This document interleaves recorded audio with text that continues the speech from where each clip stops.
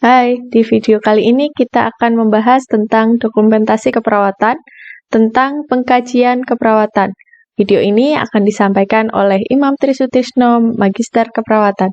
Dokumentasi pengkajian keperawatan. Pengkajian itu apa sih sebenarnya? Pengkajian adalah langkah pertama dalam proses keperawatan. Oke, langkah pertama. Jadi proses keperawatan itu kan ada pengkajian, bisa kalian lihat di tabel, di slide. Yang pertama adalah asesmen. Asesmen itu pengkajian. Kalau physical assessment berarti pengkajian fisik, pemeriksaan fisik. Ya. Asesmen sendiri adalah pengkajian. Asesmen sendiri adalah proses ketika kalian mengumpulkan data dan juga mengorganisir data tersebut yang sudah kalian peroleh dari pasien. Tentunya data yang bersifat terkait dengan status kesehatan pasien.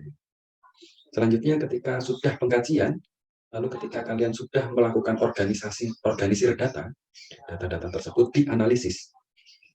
Dianalisis, diolah, dicari etiologinya, ketemu masalah keperawatan. Nah, masalah keperawatan ini yang nantinya sebagai bahan atau dasar penegakan diagnosa keperawatan. Diagnosa keperawatan bisa kalian lihat di SDKI. Ya. Di situ ada daftar diagnosa keperawatan. Kalau di Indonesia, kalau di internasional pakai NANDA. Lalu setelah diagnosa keperawatan dirumuskan, selanjutnya merumuskan intervensi. Intervensi rencana tindakan yang sesuai dengan luaran atau target yang kalian rumuskan bersama dengan diagnosa keperawatan. Jadi nanti di diagnosa keperawatan ada luaran atau target yang kalian capai. Selanjutnya kalian rumuskan planning atau intervensi. Setelah kalian rumuskan intervensi yang sesuai, yang pas untuk mencapai target tersebut, kalian lakukan. Kalian rencananya, rencana atau intervensi yang kalian buat, kalian lakukan. Yaitu namanya implementasi. Kalian implementasikan. Selanjutnya ketika sudah diimplementasikan, kalian evaluasi. Ya, evaluasi terkait dengan implementasi yang sudah kalian lakukan. Nah, ketika sudah dievaluasi, kalian reassessment. Nah, kalian kaji ulang. Itu. Tujuan pengkajian yang pertama adalah mengumpulkan data, collecting data. Yang kedua adalah verifikasi, memverifikasi antara data subjektif dengan data objektif. Ketika pasiennya mengeluh demam, data objektifnya harus muncul suhu meningkat, suhu tubuh meningkat atau hipertermia. Sinkron, diverifikasi dengan data objektif. Lalu selanjutnya tujuannya adalah mengorganisir data, diorganisir datanya. Ya, antara data subjektif, data objektif, lalu ada data hasil pemeriksaan fisik, lalu ada data hasil pemeriksaan penunjang, dan sebagainya. Selanjutnya tujuannya untuk menginterpretasikan hasil dari pengkajian. Dan semuanya itu, data-data tersebut harus didokumentasikan, harus dicatat, supaya seluruh rangkaian pengkajian bisa mudah diakses atau mudah diolah, harus didokumentasikan. Tipe pengkajian yang pertama adalah comprehensive assessment. Comprehensive assessment adalah pengkajian secara komprehensif, biasanya dilakukan di awal, pengkajian awal. Harus bersifat menyeluruh dan komprehensif. Menyeluruh, seluruh aspek dari status pasien, baik itu identitas pasien, status kesehatan, meliputi keluhan utama, riwayat penyakit, pemeriksaan fisik, lalu status emosional, sosial, dan juga spiritual, serta pola kebiasaan sehari-hari seperti makan. Biasanya di rumah makannya seperti apa, lalu aktivitas pasien di rumah seperti apa, habis bangun tidur terus kerja, terus berolahraga, misalkan ya, seperti apa, konsumsi makanannya seperti apa. Lalu data-data tersebut atau pengkajian secara komprehensif itu, data pengkajian secara komprehensif berfungsi sebagai referensi dasar untuk membandingkan semua data masa depan dan memberikan bukti yang digunakan untuk mengidentifikasi masalah awal klien. Jadi kita tahu masalah awalnya apa kalau kita mengkaji secara komprehensif, semuanya dikaji. dan sebagai dasar ketika nanti dibandingkan dengan pengkajian setelah kalian lakukan tindakan keperawatan atau tindakan medis. Ya. Selanjutnya, pengkajian yang berfokus pada masalah. Contohnya, pasien mengeluh konstipasi. Jadi, data yang kalian kumpulkan itu berkaitan dengan keluhan utama pasien, yaitu konstipasi. Misalkan, data tentang makanan yang dikonsumsi ya, sebelum keluhan konstipasi. Lalu, kebiasaan buang air besar. Jadi, berfokus pada masalah. Ya, biasanya kalau pasien konstipasi, apa yang dilakukan? Harus mengkonsumsi obat apa?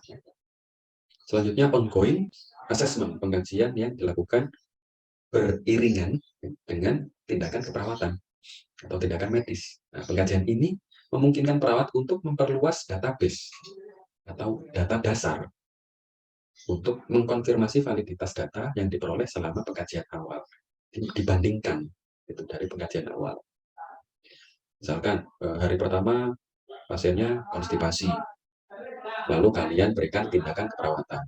Di hari kedua dikaji lagi bagaimana konstipasinya, apakah sudah teratasi, apa masih kesulitan buang air besar, dikaji lagi. Itu adalah pengkajian ongoing assessment atau pengkajian yang bersimultan, berkelanjutan.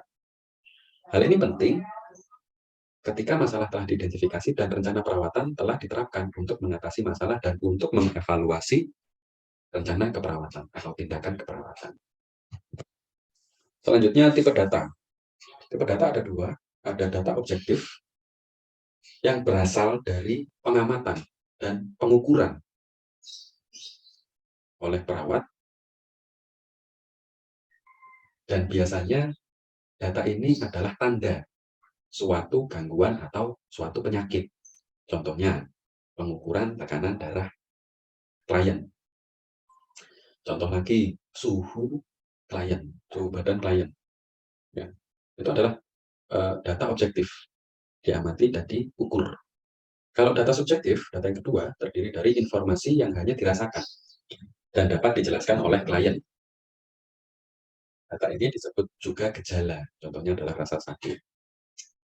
Contoh lain, mual. Ya, ini tabel di bawah ini contoh data objektif dan data subjektif. Contohnya data objektif berat badan, suhu tubuh, warna kulit, ya. Nilai sel darah atau nilai hasil tes laboratorium, hasil tes diagnostik. Lalu muntah, perdarahan, itu adalah data objektif. Data subjektifnya, contoh nyeri. Pasien mengeluh nyeri. Pasien mengeluh sakit, rasa sakit di mana. Pasien mengeluh mual. Lalu depresi, pasien mengeluh atau mengatakan stres terhadap status kesehatan yang tidak kunjung sembuh. Nah, itu adalah data subjektif yang diceritakan.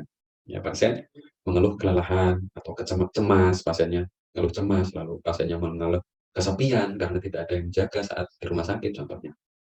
Itu adalah contoh data objektif dan data subjektif. Sekarang kita berbicara mengenai sumber data. Sumber data yang primer atau utama itu berasal dari klien. Klien itu sendiri, pasien itu sendiri. Itu adalah data primer, sumber data primer, pokok, utama. Lalu sumber data yang sekunder adalah keluarga atau orang terdekat, orang yang menjaga pasien. Profesi kesehatan lain, seperti dokter, ahli gizi, fisioterapis, dan lain-lain. Selanjutnya sumber data medical record atau rekam medis, itu juga data sekunder. Selanjutnya ada interdisciplinary conference atau kegiatan-kegiatan yang bersifat conference atau konsultasi atau ronde keperawatan. Jadi di ronde keperawatan itu ada perawat senior, perawat pelaksana, dan juga dokter ahli gizi dan interdisiplin yang lain, profesi kesehatan lain, itu rapat atau diskusi yang membahas tentang kondisi klien. Lalu ada data yang berasal dari tes diagnostik atau tes laboratorium.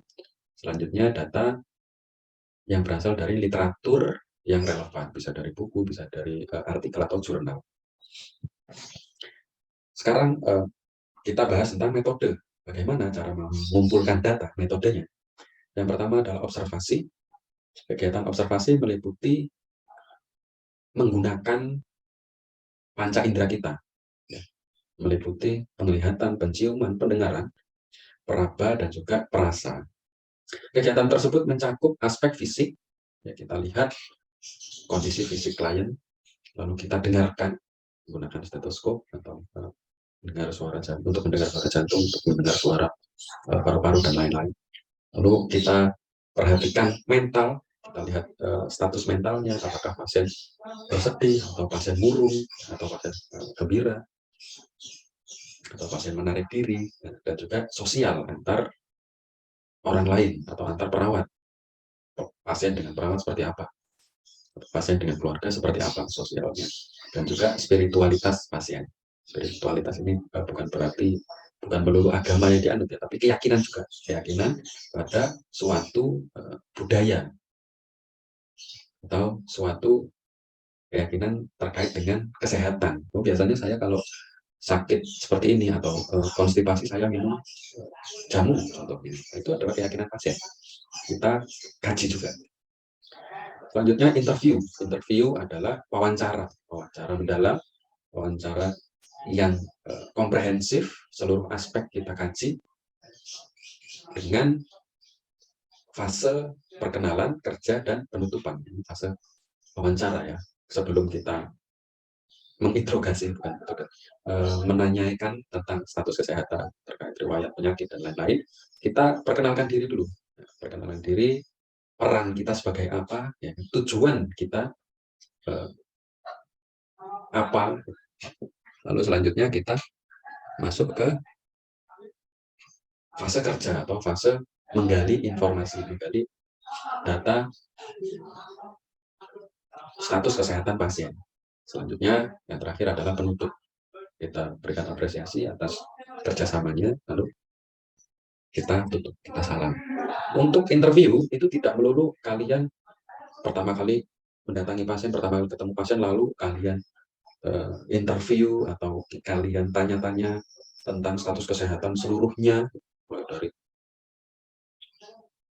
awal hingga ke pola kebiasaan, enggak seperti itu. Tapi kalian sesuaikan dengan kondisi pasien. Kalau pasiennya ternyata mengeluh nyeri hebat, itu kalian juga tidak bisa melakukan interview. Gitu. Jadi disesuaikan dengan kondisi pasien. Misalkan ketika kalian melihat pasien sudah stabil, baru ditanya-tanya terkait status kesehatan pasien, atau ketika kalian mengganti infus, kalian lakukan pengkajian ulang atau re-assessment, kalian kaji bagaimana Bu kondisi hari ini, apakah konstipasinya sudah teratasi, apakah bisa buang air besar, nah, seperti itu. Jadi tidak melulu formal, ya, tapi disesuaikan dengan kondisi pasien. Ini adalah elemen interview riwayat kesehatan pasien. Apa saja yang kalian kaji? Poin-poinnya adalah yang pertama informasi demografis, meliputi nama pasien, identitas pasien, nama, terus umur, pekerjaan, dan lain-lain. Lalu selanjutnya alasan mencari perawatan kesehatan. Keluhan utama, mengapa pasien mendatangi pelayanan kesehatan, apa alasannya, keluhan utamanya apa. Lalu perjalanan penyakitnya, ya, mulai dari gejala awal seperti apa hingga sampai dibawa ke rumah sakit atau pelayanan kesehatan. Selanjutnya persepsi klien tentang status kesehatan. Bagaimana persepsi klien terkait dengan penyakit yang dialami saat ini. Apakah ibu tahu mengapa ibu konstipasi? Apakah ibu tahu bagaimana cara mengatasi konstipasi ibu? Apakah biasanya seperti apa? Nah, ini persepsinya harus kita gali. Tujuannya ketika terdapat persepsi yang keliru, kita bisa memberikan edukasi.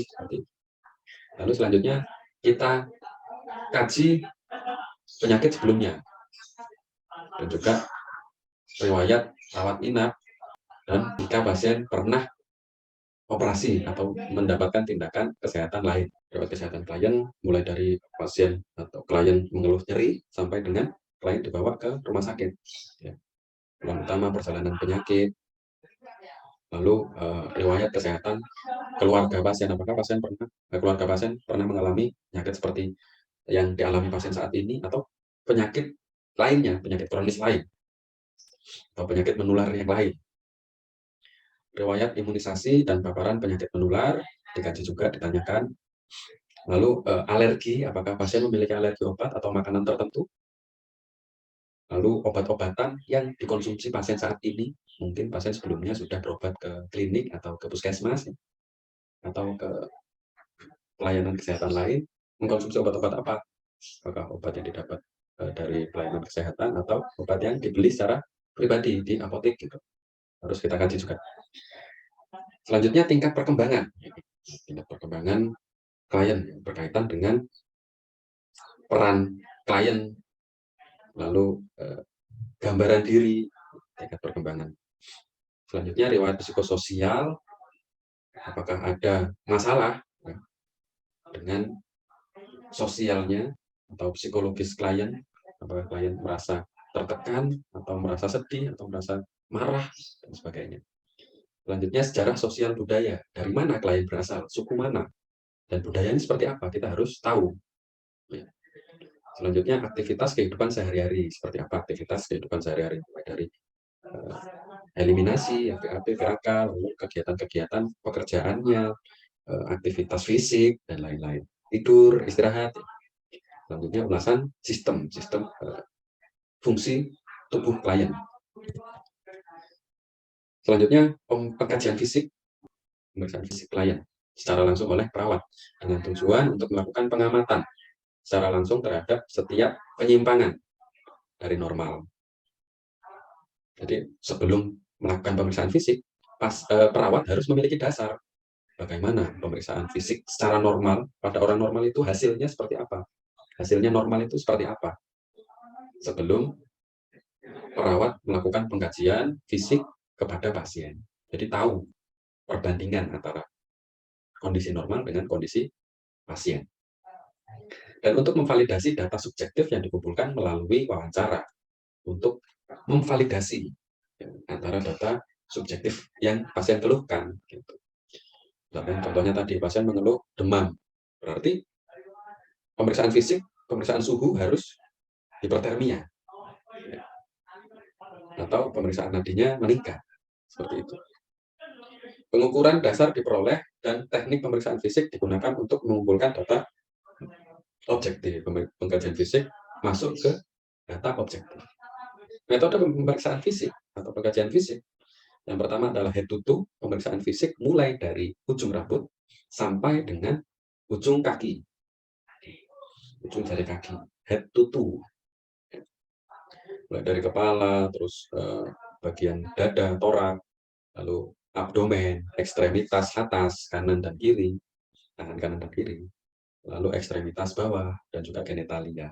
Kita harus kaji seluruhnya. Itu. Dan metode yang kedua adalah persistem. Jadi persistem berdasarkan sistem tubuh.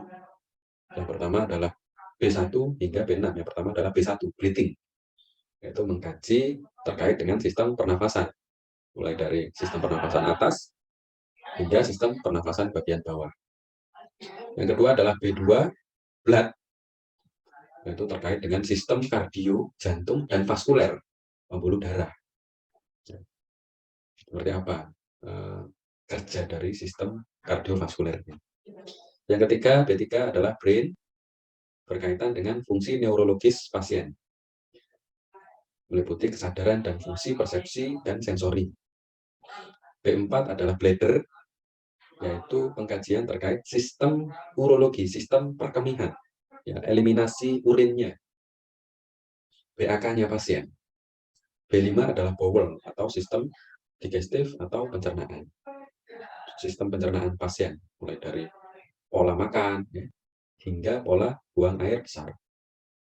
Selanjutnya B6 adalah bone, pengkajian terkait dengan sistem muskulo otot skeletal tulang, ya, muskuloskeletal dan juga integumen atau kulit. Ya. Selanjutnya pengkajian data dasar. Sebelum pemeriksaan fisik biasanya ada pengkajian data dasar. Ini meliputi pengukuran tinggi badan, berat badan, dan tanda-tanda vital.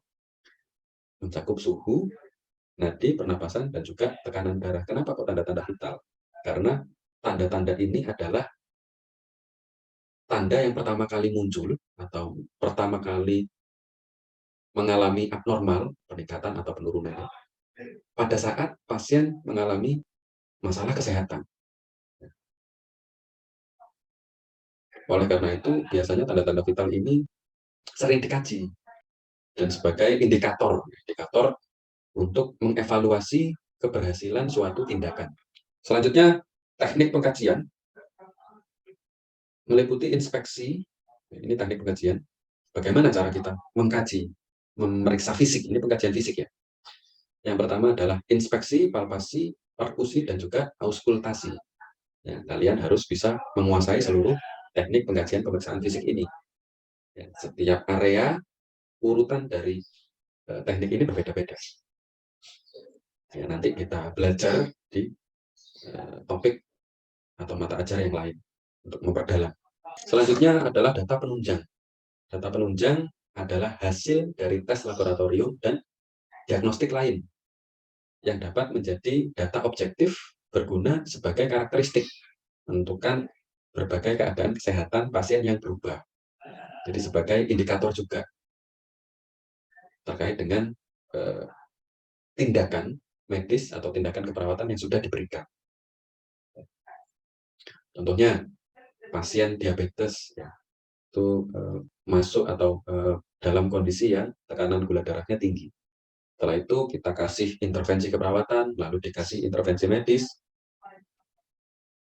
Kita kaji lagi, kita tes lagi gula darahnya. Apakah ada penurunan atau masih di area yang abnormal. Nah, seperti itu. Itu adalah tujuan dari adanya tes diagnostik. Hasil tes ini berguna untuk menentukan rencana asuhan ke depan. Jadi, rencana asuhan ini mempertimbangkan dari hasil, salah satunya adalah dari hasil tes diagnostik juga. Selain itu, efektivitas intervensi perawatan dan medis serta kemajuan status kesehatan klien juga sering dipantau atau mengacu pada hasil dari uji laboratorium dan uji diagnostik lain. Uji diagnostik lain seperti contohnya USG atau CT scan, ya, atau pemeriksaan lain. Terima kasih. Itu adalah teori awal, dasar dari pengkajian.